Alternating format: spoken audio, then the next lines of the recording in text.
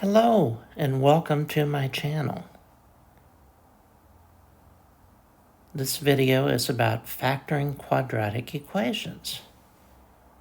If you like and enjoy these helpful videos, please hit that subscribe button as well as the like button. Thank you. This part will deal with factoring quadratic equations of the form x squared plus bx plus c, where the coefficient of the squared variable is an understood 1. To factor these types of quadratic equations, you should ask yourself the following question. What are two numbers that multiply to c and add to b? So this means that within the trinomial, the constant term, or whatever is last, when the quadratic equation is written squared term, x to the first power term, and constant term, they always multiply to the constant number and add to the middle number. So again, that question is, what are two numbers that multiply to c and add to b? So you're looking for two factors of c, including different combinations of signs that will add to the middle coefficient b.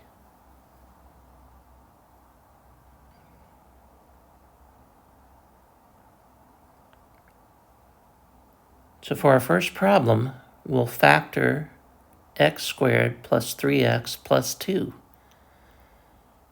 So, what are two numbers that multiply to 2 and add to 3? So think of two factors of the number 2. Factors are numbers that multiply to give a given number as an answer. So in this case, we're looking for the factors of 2. They happen to be 2 and 1. And what is 2 plus 1? Well, that adds to 3. So we've found our numbers. Now, when we write factors, you always have quadratics always factor as a pair of binomials. Binomials have two terms each. You'll need to enclose them in parentheses because parentheses beside each other mean understood multiplication. So x squared, that's just x times x. Now we just fill in our numbers in either order. So it could be x plus 2 plus x plus 1, or x plus 1 times x plus 2. And either of these answers is equally correct.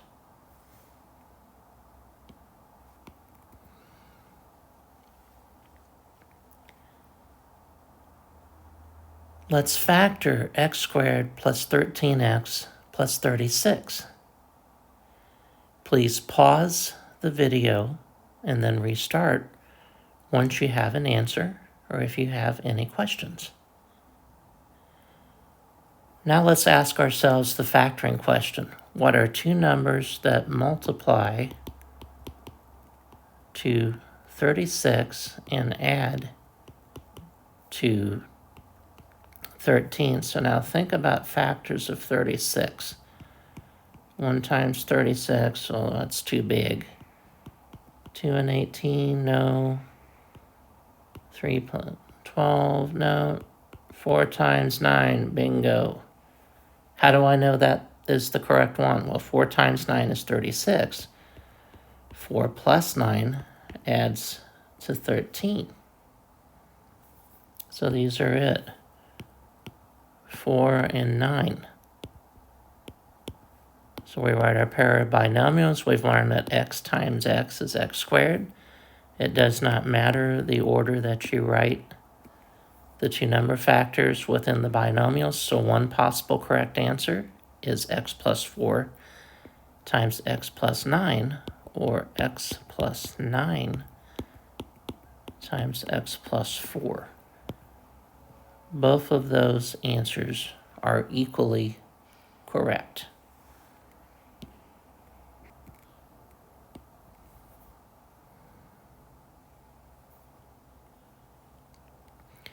Okay, let's factor x squared minus x minus 6. Now note that the coefficient of the x in the middle, the negative sign, represents -1. So for our factoring question, it will be what are two numbers that multiply to -6 and add to -1. Now remember, you can include signs with factors. So this one would be -3 times +2. Because how do I know that's it? Because what is -3 plus 2? -3 plus 2 adds to -1. So our numbers are -3 and +2. So we form our pair of binomial factors. First we start with x because x times x is x squared, and -3, +2. So there's one form of the correct answer, or this could be written as x plus 2 times x minus 3. And both of those are equally correct answers.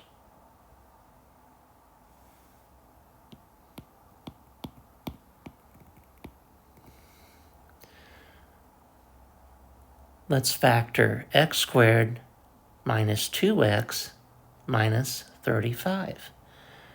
Please pause the video and then turn it back on when you have an answer or if you have some questions. Now let's ask ourselves the factoring question. What are two numbers that multiply to -35 and add to -2? So think of factors of -35. Well, there's not going to be a lot of them here. It's 1 and 35 and 7 and 5. Bingo, those are two apart. Now, what should the sign of the 7 be? It should be negative, and the 5 would be positive, because they have to add to -2, because -7 plus 5 adds to -2, just like we need. So our two numbers are -7, +5. Let's write out our binomial.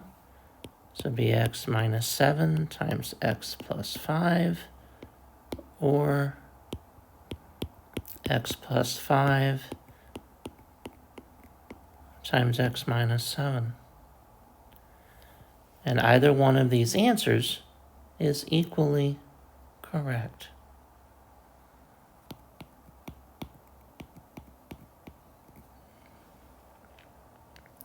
Now let's factor x squared minus 7x plus 12. So here when we ask the factoring question, what are two numbers that add to or multiply to +12 and add to -7?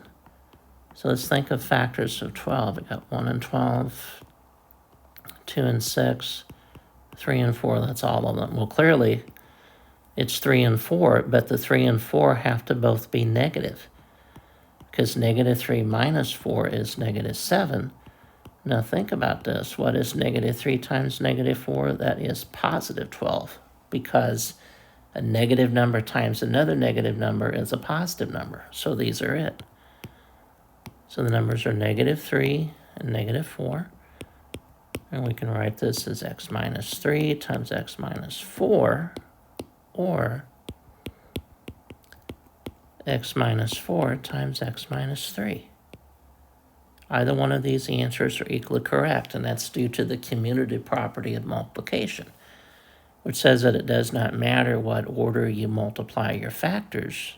As long as all of the multiplication work is done correctly, you will obtain the correct answer.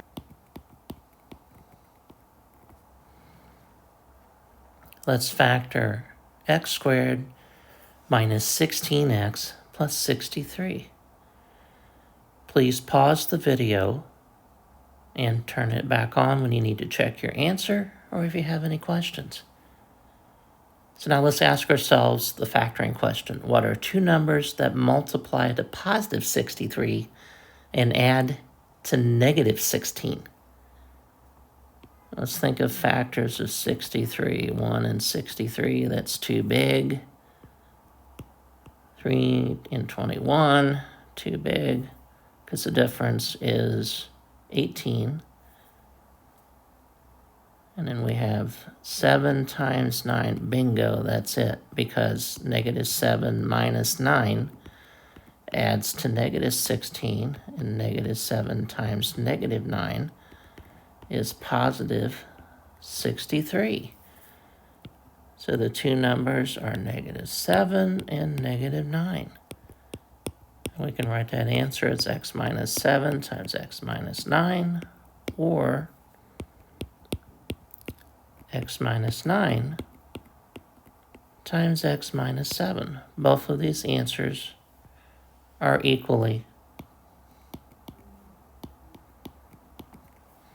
Now let's factor x squared plus 5x minus 14. So we ask ourselves the factoring question. What are two numbers that multiply to negative 14 and add to 5? So think of the factors of 14. 1 and 14, too big.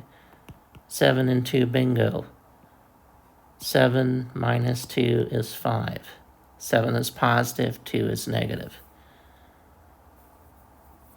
And then positive 7 times negative 2 multiplies to negative 14, so those two check out. So our factors are positive 7 and negative 2. So we can write that answer as x plus 7 times x minus 2, or x minus 2 times x plus 7.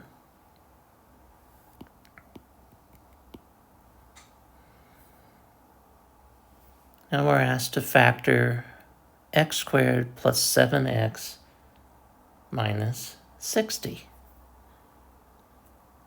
So let's think of factors of 60 that are 7 apart, or these two factors of negative 60 have to add up to a positive 7. There's 1 and 60, too big. 2 and 30, too big. 3 and 20, too big. 4 and 15, still too big. 5 times 12, bingo, those are 7 apart. The 7 is positive, so this means the 12 is positive, the 5 is negative. 12 minus 5 is positive 7. 12 times negative 5 is negative 60. So those are our pair.